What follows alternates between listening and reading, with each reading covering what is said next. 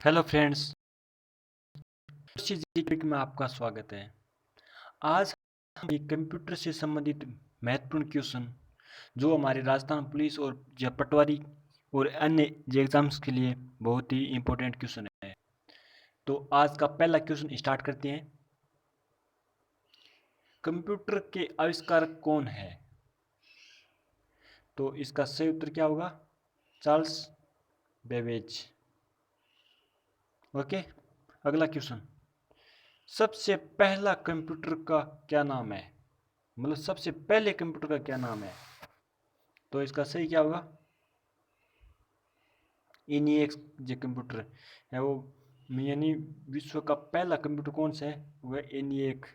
और भारत का पहला जो कंप्यूटर कौन सा है? सिद्धार्थ। अगला क्वेश्चन। आधुनिक कंप्यूटर की खोज सर्वप्रथम कब मतलब की गई थी? आधुनिक कंप्यूटर की खोज सर्वप्रथम कब हुई थी? तो ये हुई थी 1946 में आधुनिक कंप्यूटर की खोज की गई थी। अगला क्वेश्चन, क्वेश्चन नंबर 4। कंप्यूटर के क्षेत्र में महान क्रांति कब से आई? मतलब कंप्यूटर के क्षेत्र में महान क्रांति कब से आई थी? तो आपको यानी इन चारों ऑप्शनों में से बताना होगा। तो इसका सही उत्तर कौन सा होगा? 1960 में। मतलब 1960 के बाद में कंप्यूटर में महान क्रांति आई थी। और आधुनिक कंप्यूटर वो है 1946। वो हमने 3 नंबर क्वेश्चन में पढ़ लिया था। Question number 5। कंप्यूटर का हिंदी नाम क्या है? तो इसका हिंदी नाम क्या होगा? गणना करने वाला, या संगणक, या हिसाब लगाने वाला, या फिर परिगणक? तो इसका सही आंसर क्या होगा? संगणक होता है। और अगर ये पूछ लिया आपसे कि मतलब जो कंप्यूटर है वो कौन सी भाषा से बना है, तो ये है लैटिन भाषा से बना हुआ है। और सबसे पहले कंप्यूटर का आविष्कार कौन सी देश में हुआ था? तो ये चीन में हुआ था। और भारत का पहला पहला कंप्यूटर कौन सा है? तो वह है सिद्धार्थ। और विश्व का एनिएक।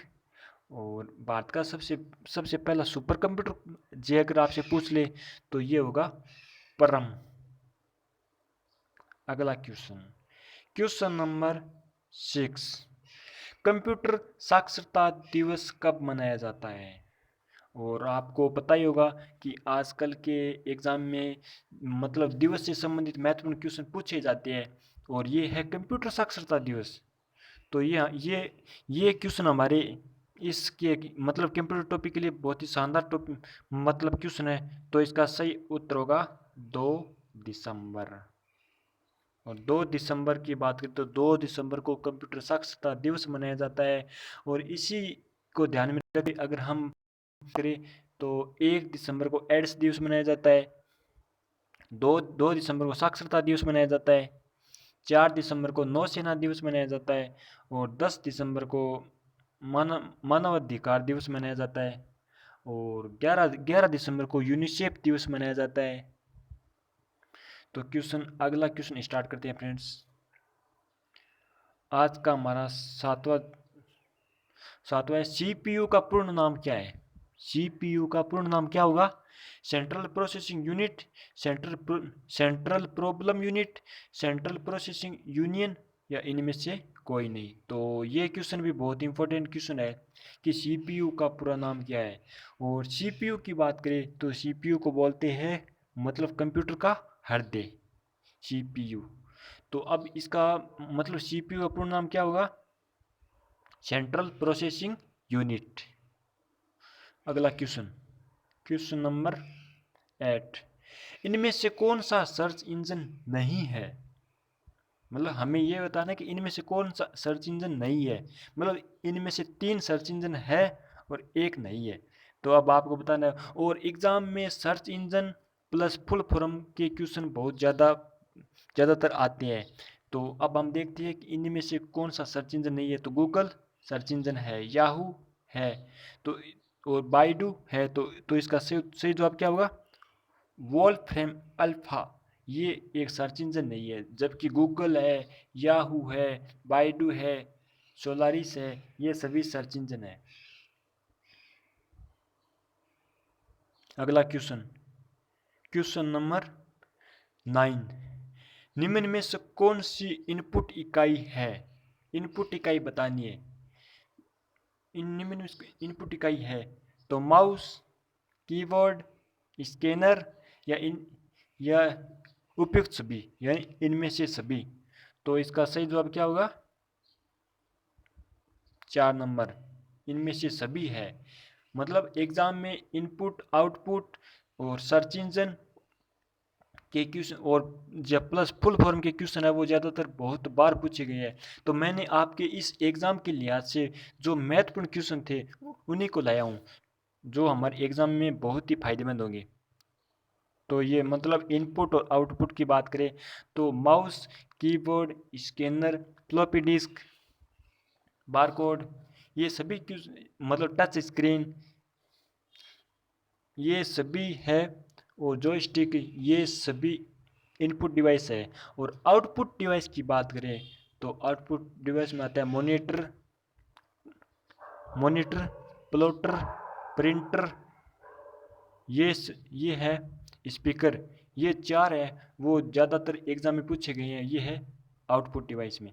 और ये कीबोर्ड, माउस, स्कैनर, ये इनपुट डिवाइस में आती है। अगला क्वेश्चन, क्वेश्चन नंबर 10,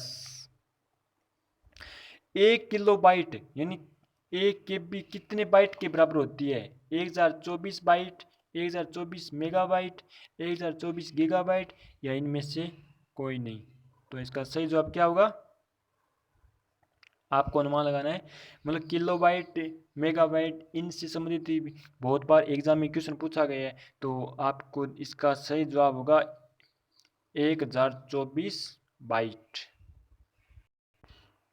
अगला क्वेश्चन, क्वेश्चन नंबर 11, 1 मेगाबाइट यानी MB कितने बाइट के बराबर होती है? तो ये मतलब कितने बाइट के बराबर होती है? 1024 KB के बराबर होती है। फ्रेंड्स, ये किलोबाइट और ये मेगाबाइट से संबंधित भी बहुत ही महत्वपूर्ण क्वेश्चन है। अगला क्वेश्चन, क्वेश्चन नंबर 12, 1 गीगाबाइट यानी GB, गीगाबाइट का मतलब होता है GB, गीगाबाइट, मतलब कितने बाइट के बराबर होती है? तो ये होती है 1024 MB।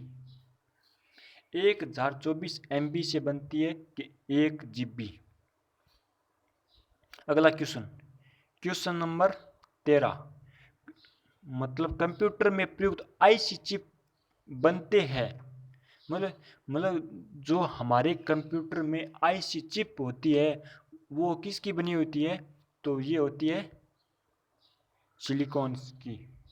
मतलब हमारे कंप्यूटर में जो IC चिप होती है, IC इंटीग्रेटेड सर्किट, IC का फुल फॉर्म होता है इंटीग्रेटेड सर्किट। तो ये IC चिप किसकी बनी होती है? तो ये होती है सिलिकॉन की। और ये अगर सिलिकॉन की से बात करें तो भारत की सिलिकॉन वैली कौन सी है? तो ये है बेंगलोर। अगला क्वेश्चन, क्वेश्चन नंबर 14, इंटरनेट के पते में पद HTTP का सही विस्तृत रूप क्या है? मतलब HTTP का मतलब ये फुल फॉर्म क्या होगी? तो ये होगी, तो आपको इनमें से देखना होगा कि कौन सा उत्तर सही हो सकता है। तो ये होगा hyper text transfer protocol, hyper text transfer protocol. Option D आपका सही होगा। अगला क्वेश्चन, क्वेश्चन नंबर 15, किसी कंप्यूटर के प्रोग्राम में बच्चों द्वारा प्रयुक्त भाषा प्राय कौन सी होती है? मतलब किसी कंप्यूटर के प्रोग्राम में बच्चों द्वारा प्रयुक्त भाषा प्राय कौन सी होती है? कौन सी भाषा होती है बच्चों के द्वारा? तो ये होती है लोगो। अगला क्वेश्चन, क्वेश्चन नंबर 16, एक स्वाहा निजी कंप्यूटर जो आपकी गोद में रखने लायक छोटा सा होता है, तो उसको क्या मतलब कहते हैं? मतलब एक ऐसा जो कंप्यूटर होता है जिसे आप अपनी गोद में रख सकते हैं, और एक छोटा सा कंप्यूटर होता है, तो उसको क्या कहते हैं? Notebook computer. नोटबुक होती है ना जैसे, तो इसी प्रकार का एक मतलब कंप्यूटर बना हुआ है जो हम अपनी गोद में रख सकते हैं, एक छोटा सा कंप्यूटर होता है। तो क्वेश्चन नंबर 17, कोडात्रक एक प्रोग्राम है, वह निम्नलिखित में से किसके प्रोग्राम का रूपांतरण है? मशीन से निम्न तक, निम्न से उच्च तक, उच्च से कोडांतर तक, या कोडातरण से मशीन तक। तो इसका सही आंसर क्या होगा? कोडातरण से मशीन तक होता है ये। अगला question, question number 18, multi processing होती है, मल्टी प्रोसेसिंग होती है ए एक जे प्रोसेसर द्वारा, एक से अधिक जे प्रोसेसर द्वारा, या बिना किसी प्रोसेसर के, या इनमें से कोई नहीं। तो इसका सही आंसर होगा कि एक से अधिक प्रोसेसर द्वारा, एक से अधिक प्रोसेसर द्वारा मल्टी प्रोसेसिंग होती है। अगला क्वेश्चन, क्वेश्चन नंबर 18 हो गया कंप्लीट। तो अब अगला क्वेश्चन है 19 नंबर, निम्नलिखित में से ऑप्टिकल मेमोरी है, मतलब इनमें से कौन सी एक ऑप्टिकल मेमोरी है? बबल मेमोरीज, या फ्लॉपी डिस्क, सीडी रोम, या कोर मेमोरीज। तो इसका सही आंसर क्या होगा? सीडी रोम है, ये एक ऑप्टिकल मेमोरी है।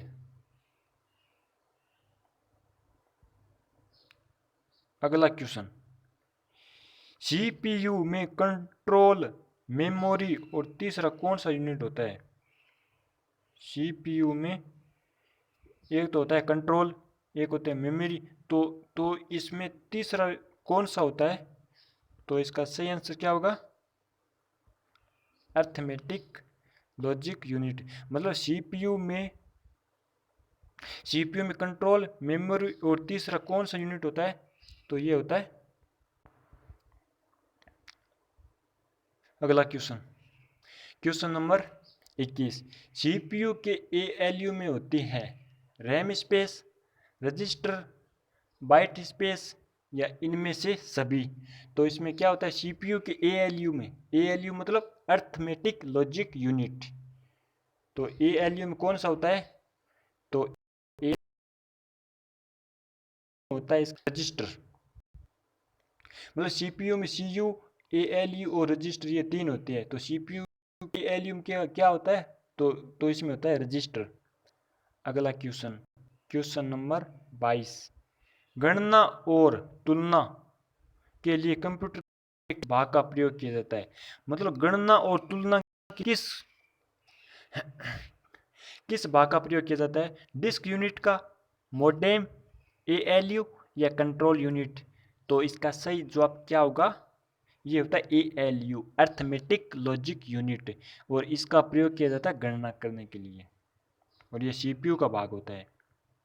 अगला क्वेश्चन, एक हार्डवेयर डिवाइस जो डाटा को अर्थपूर्ण इंफॉर्मेशन में परिवर्तित करता है, तो ये मतलब कौन सा होता है? एक हार्डवेयर डिवाइस जो डाटा को अर्थपूर्ण इंफॉर्मेशन में परिवर्तित करता है, तो ये कौन सा होता है? तो ये होता है प्रोसेसर होता है। प्रोसेसर के तीन मुख्य भाग है, एएलयू कंट्रोल यूनिट और रैम, एएलयू कंट्रोल यूनिट और रजिस्टर, कैश कंट्रोल यूनिट और रजिस्टर, इनमें से कोई नहीं। तो इसका कौन सा होता है? प्रोसेसर का मुख्य भाग कौन सा होता है? ये आपको बताना है कि इसका मुख्य भाग कौन सा होता है? ALU control unit. तो इसका सही आंसर क्या होगा? एएलयू कंट्रोल यूनिट और रजिस्टर, ये होते हैं प्रोसेसर के तीन मुख्य भाग। अगला क्वेश्चन नंबर 25, सीपीयू और एलओ के बीच सिग्नलों के मूवमेंट को कौन नियंत्रित करता है? तो ये कौन कौन नियंत्रित करता है? तो ये होता है कंट्रोल यूनिट। आप इसके नाम से ही देख सकते हैं, कंट्रोल यूनिट है वो क्या क्या करता है सीपीयू में, मतलब नियंत्रित करता है। अगला क्वेश्चन, क्वेश्चन नंबर 26, कंप्यूटर के सेंट्रल प्रोसेसिंग यूनिट का मतलब फंक्शन है। डेटा डिलीट करता है, इनवॉइस बनाता है, गणनाएं और प्रोसेसिंग करता है, या इनमें से कोई नहीं। तो इसका सही जवाब क्या होगा, आपको गेस करना है कि इसका सही जवाब होगा गणनाएं और प्रोसेसिंग करता है। अगला क्वेश्चन, क्वेश्चन नंबर 27, निम्न में से कौन सा कंप्यूटर का बुनियादी कार्य नहीं है? तो डाटा को प्रोसेस करना, और टेक्स्ट को स्कैन करना, इनपुट को स्वीकार करना, या फिर डाटा को स्टोर करना। तो इनमें से कौन सा कंप्यूटर का बुनियादी काम नहीं है? तो ये है टेक्स्ट को स्कैन करना काम नहीं है, क्यों? स्कैन करना काम होता है स्कैनर का।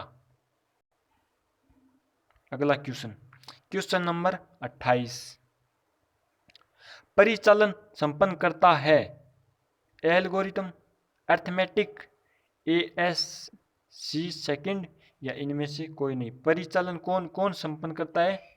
तो ये होगा अर्थमेटिक। अर्थमेटिक मतलब CPU का ये एक भाग है जो गणना करने के लिए काम आता है।